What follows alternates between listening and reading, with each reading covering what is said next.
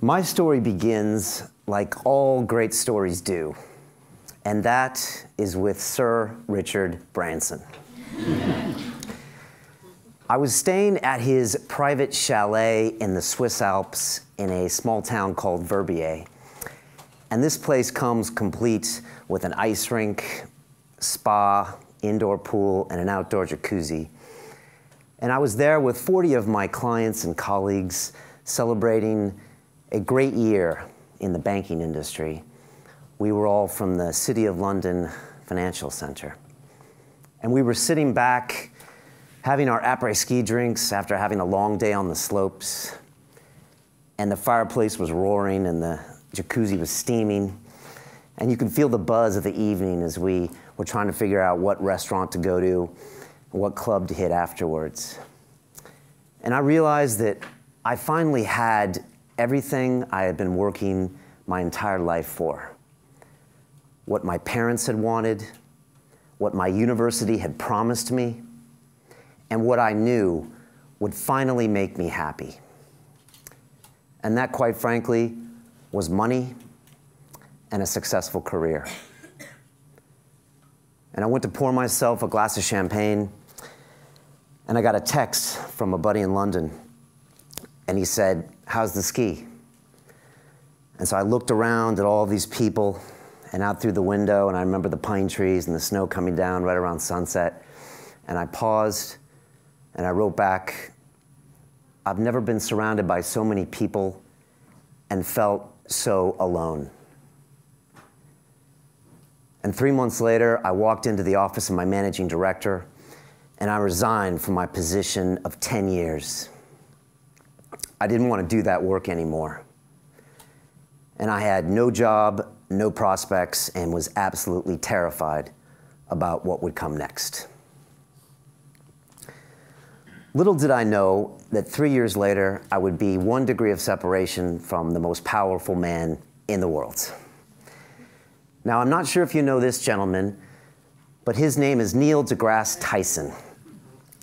He is an astrophysicist. You might know him as the host of the show Cosmos. And right here, I had just finished a one-on-one interview with him. We had just spent an hour together, and we had a meeting of the minds. It was a fantastic time and one of the highlights of my life. And I tweeted this picture out, and a few days later, I was checking his Twitter feed to see if he retweeted.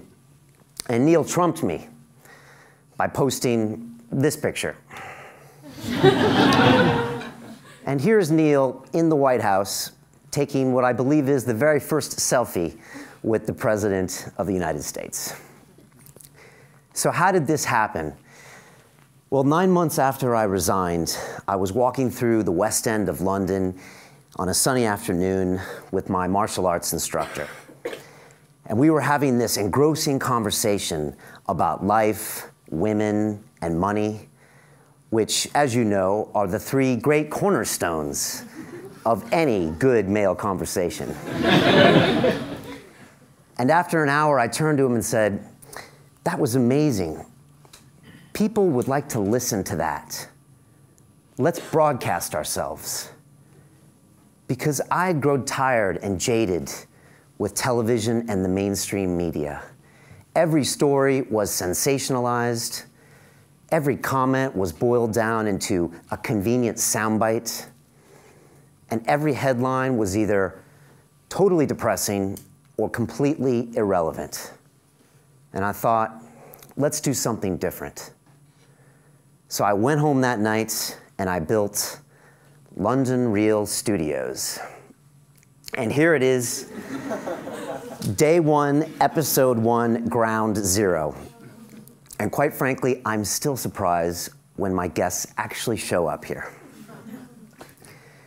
And I would love to tell you that after 200 episodes and speaking to members of parliament and Hollywood actors and CEOs of billion-dollar corporations, that it was that simple.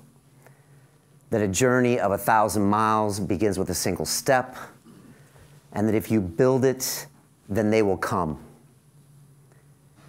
But if I came here today to tell you that, I would be lying. Because the truth is, when you go to make change, you encounter this overwhelming force that the author Steven Pressfield calls resistance. And resistance manifests itself in many ways and is directly proportional to the magnitude of the change you are trying to make. And trust me, it comes from everywhere. When I first started, I asked all of my friends and family for support. This would be my new mission in life. Every waking hour of every day, I would be working on this show. I had since long left behind any concept of paid employment.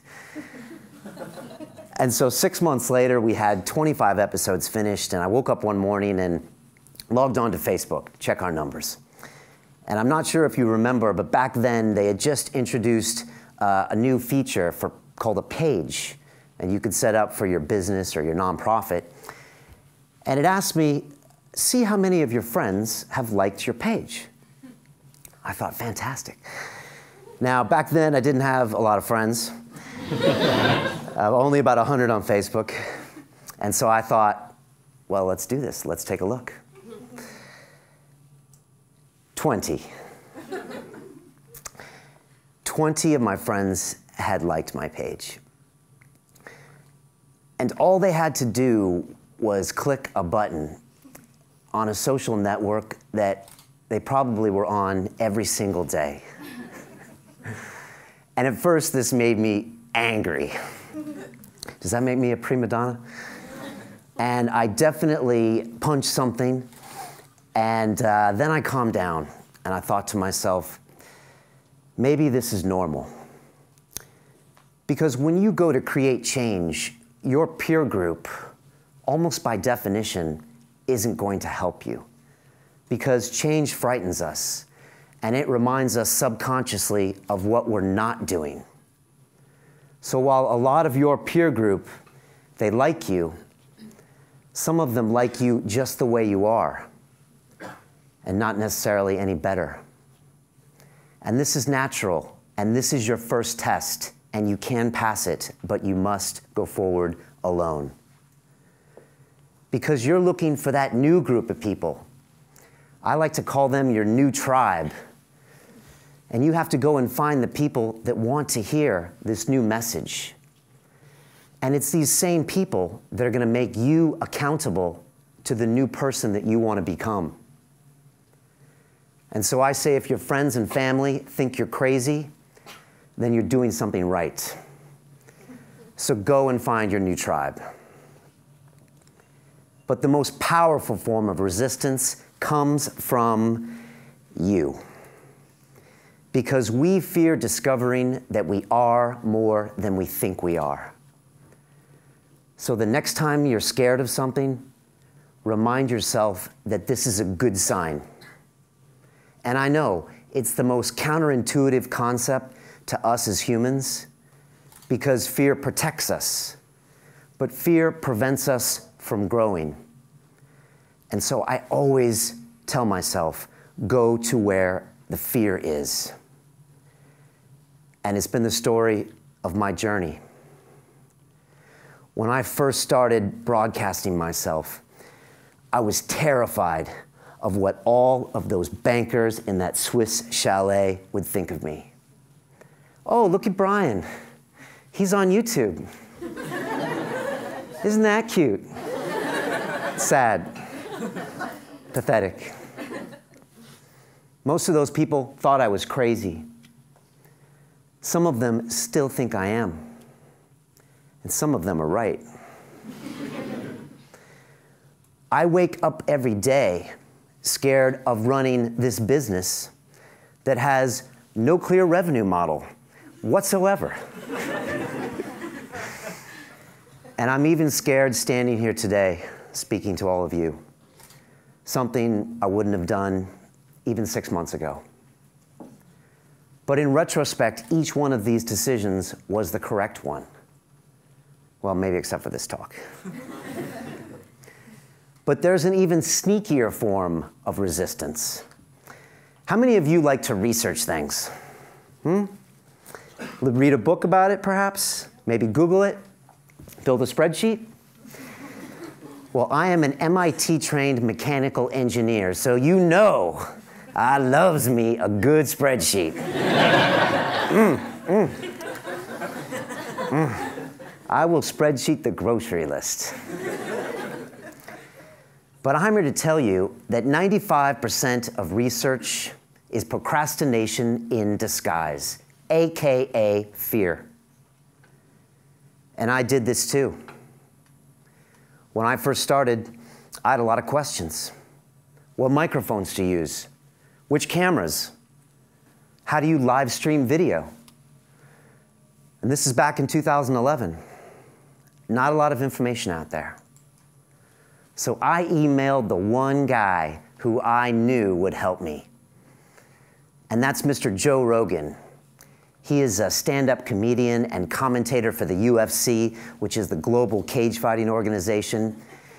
And he hosts one of the top 10 podcasts in the world. My inspiration for London Real.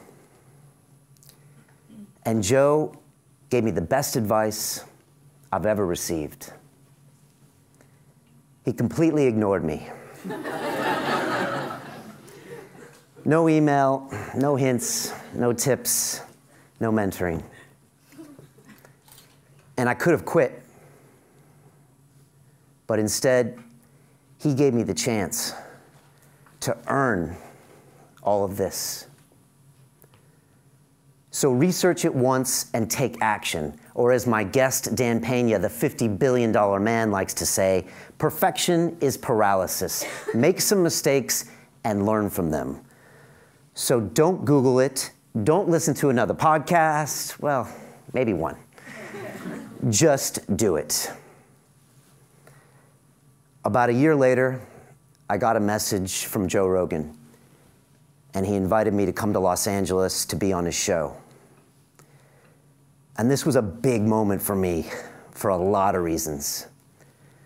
But the most important one is that now I wasn't meeting Joe as a fan. I was meeting him as a peer. And so I flew to California and I went on his show, and it was 3 hours long, and it was broadcast live to hundreds of thousands of people. And at the end, on a whim, I said, to anyone listening around the world,